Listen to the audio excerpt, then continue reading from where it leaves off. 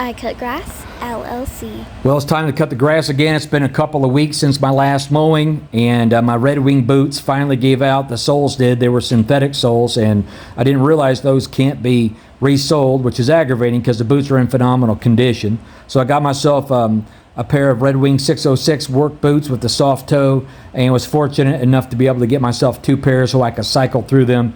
That way, if anything happens to them in the future, I'm not left in a situation where I don't have comfortable footwear when I'm doing my landscaping and lawn care jobs. I just can't stand to have uncomfortable footwear on when I'm in another customer's lawn or even in my own lawn, especially as the day progresses. So I got these together, and we're going to work them in, and I got them conditioned, and hopefully I'm going to have them for quite some time. So yeah, again, it's been a couple of weeks since I've cut the grass, and I'm trying something a little bit different here. I'm trying a different angle because oftentimes the angle you can't see how tall the grass really is, and this is a cool season grass. It's predominantly a tall type turf type fescue with some rhizomatous turf type fescue in there for that matter. There's a sprinkle of some bluegrass here or there where I've had extra seed from client jobs over the years that I just wanted to add something else into it. Of course, I'm trimming when I get started. I cannot stand when the grass is tall like this, to mow first and then trim and have a bunch of clippings left over throughout my yard along the edges and in the areas where I would run the trimmer. It would just bother me at 2 o'clock in the morning if I knew that I did that. And I don't want to go back and remow again. The whole purpose of cutting back on my mowing frequency is to cut back on the soil compaction over the course of the year, specifically from the mowing. So we're going to trim it up first, and then I'm going to mow it, and then I'll do the edging. Today I'm putting down a 10-2-8 organic fertilizer that's by a company called Nature Safe, and I put down fertilizer about every 4 to 6 weeks. If you watch my videos, this year obviously I'm bagging because of the frequency of the mowing. Now, up until this mow, I've had some serious issues with my Time Master, which I've had since day one. And I had to go in and adjust the PTO cable a couple of times, which I was able to figure out how to do by doing YouTube searches. And then I was able to increase the RPMs on the motor as well. I don't have a gauge to be able to determine what number, range my RPMs are set at. I didn't increase them all that much, and with as infrequently as I'm using my own mower, I'm not concerned about it. But I'll tell you this much. The mower now cuts through the grass, and beforehand, even if it was only cutting off an inch of grass, it would just bog down and want to die. And then, obviously the cut quality was horrible, and that was something that was really getting on my nerves. And to be honest with you, I was just thinking, man, I'm tired of these Toro Time Masters. But the reality is, it's just a settings issue, and I was able to get it resolved. The grass today, as I'm cutting grass, is pretty dry. We've been having a lot of rain, but it's just I was able to get it in at a time where it hadn't rained recently. So while there's a lot of grass and the bag is heavy from that, it's not wet where it could be a lot heavier. One of the things I really like about the Time Master when it works appropriately is when I'm pushing that mower back and forth, oftentimes I can do it with one hand. I can give my other arm a little bit of a break. I'm finding as I'm getting older, at 49 years old, I'm not old and I don't feel old necessarily, but I'm older than I've ever been. And anytime I can give my arms a break from holding equipment, considering I might be holding a trimmer, pushing a mower, this kind of stuff for 10, 11, 12 hours a day easy, 5, 6 days a week, some cases maybe even 7 days a week.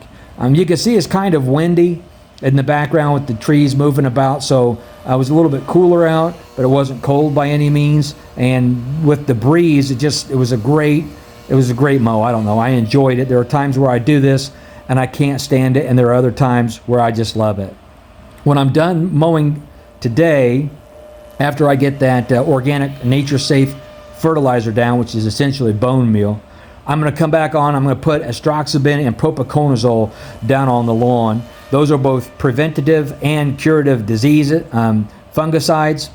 They are granular. I do have some liquid, but I'm just going to put the granular down, and then take about 2 weeks to really get to come into full effect. And then I'll be doing that every 28 days. Again, I've got to bag the grass. I don't like bagging grass. I've said this before in my videos. I want to recycle the nutrients back into the ground, but the reality is this lawn has a history of lawn disease, and I have to do everything I can proactively to get ahead of it so it doesn't take over the lawn. Otherwise, it's there, and when I come home from taking care of lawns all day, I'm looking at it, or when I get up and I have my coffee in the morning, I see it, and it just eats away at my mind. So there are several bags on this particular job this week. I think overall, between the front and the backyard, I've got 9 or 10 45-gallon bags of grass that I have to get rid of. The edging, once again, I generally run with a string edger, and that string edger does a fairly good job. It doesn't cut a completely crisp edge by any means, but it does enough of a good job that I can enjoy how it looks. Now the blade does a lot better, and I haven't used a blade just yet, but I will.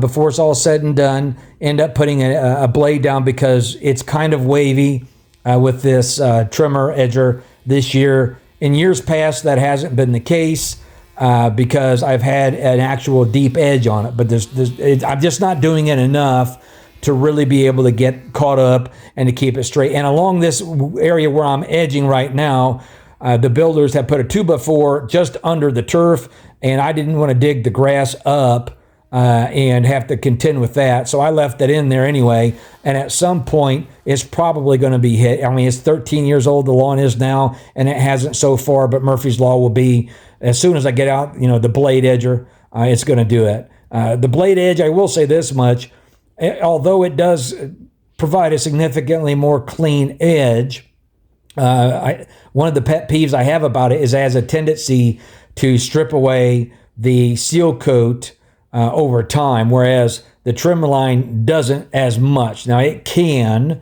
depending on the RPMs and the torque of the trimmer that you have, it certainly can do that. But I run a .95 trim line. I've got an Echo 2620. It's not the 2620T, so it doesn't have a lot of torque to it. And for the most part, the walkway and the concrete, the sealant stays on. I had the entire walkways power washed this last fall, and which is why you won't see me doing any edge work against the driveway there, because some of that died off, and I'm trying to get it to grow back from the chemical and the power washing itself kind of stripped some of that edging away.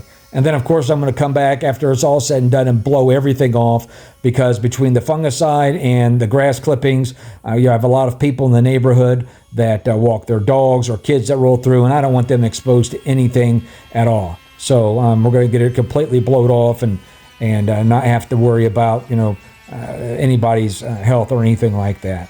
But anyway, that's it. It takes about an hour to get this cut down the way that I get it cut down, and then I don't have to mess with it for 2 more weeks, and we'll come back and start all over it again.